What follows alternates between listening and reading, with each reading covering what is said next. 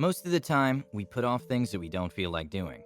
Then, when we do put them off, we find ourselves obsessing over them and feeling bad since we haven't done that specific thing. May it be an errand to do or a health decision to make, we usually find ourselves procrastinating so much that we put them off for a few weeks or months. However, constantly procrastinating and deciding not to do things isn't really the healthiest mental exercise. So, how do we exactly stop this practice? In this book, we learn about how to train our brains to take action within 5 seconds of having a healthy idea, so we don't have to spend hours dreading them. Here are the top 7 lessons from the book The 5-Second Rule by Mel Robbins. Lesson 1. Make yourself brave. Many times we find ourselves lying on our beds and thinking about what ifs.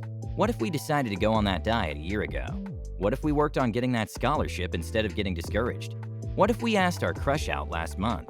We have a lot of what ifs, and that's because we don't take action. The 5-second rule tells us that we should act fast after getting an idea, so as not to waste our time in the opportunity. One way to do this is to make the courage in us bubble up to the surface, every time. We might not notice it, but every small act of bravery we make contributes to large changes in our lives. Lesson 2. Stop waiting. Another good thing about the 5-second rule is that we don't have to keep ourselves and others waiting. When we don't feel like getting out of bed and have the immense urge to hit the snooze button, just count down from 5 and get up. To Robbins, we don't need to put things off when we can immediately do them and get it over with.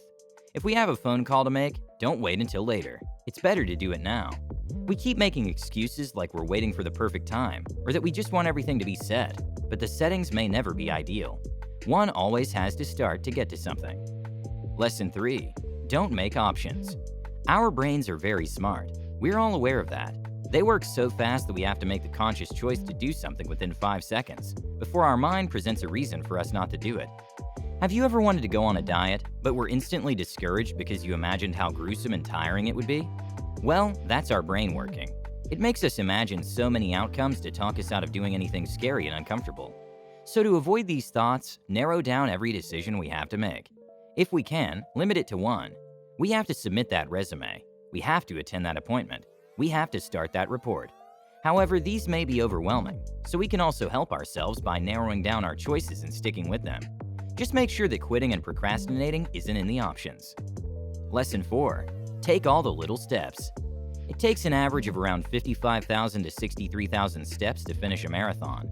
Without those steps, one could never end up in the finish line. We have to always take action whenever we decide something. Whether it be a tiny step or a big step, progress is still progress. We can start small, whether it be scheduling it on our Google Calendar or doing a Google search. What's important is that we start on that something. The book encourages us to take action as fast as we can, so as not to lose momentum. Many of us rely on motivation. However, there are days when motivation won't show up. It's vital to always make the steps we have to make, rain or shine. $1,000 are just made of 100,000 pennies. So how about we get up and get that penny? Lesson 5. Consider feelings as suggestions. There are many things that prevent us from taking action. Sometimes we're too lazy or just plain scared of doing something new. Well, the 5-second rule also helps us get over our feelings of fear, anxiety, and worry by letting us make the choice instantly.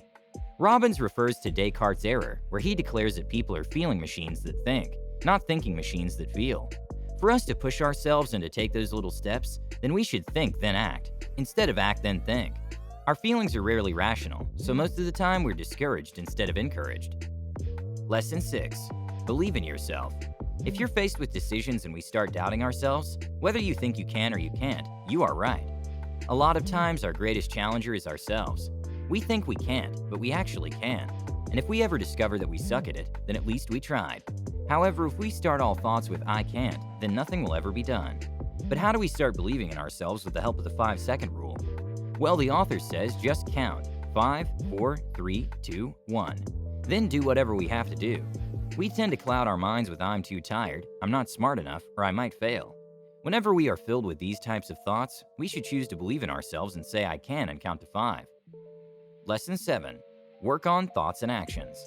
We can't always control the situation and our feelings. At times we feel discouraged, tired, helpless, and scared.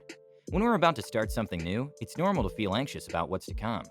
However, the book emphasizes that although we can't control how we feel, we can always choose how we act. Our thoughts make a big contribution to our actions. Everything boils down to us taking control of our thoughts and churning them out into action. When it comes down to it, what matters most is that we did do it. It's never crowded wherever the extra mile leads us. In conclusion, this book reveals how we can turn our thoughts into action by applying the 5-second rule. By making instant decisions and immediately turning our decisions into action, we can live more purposeful and fruitful lives. No more what-ifs and overthinking. If we always decide to put in the work, then we can trick our minds into thinking that everything is possible.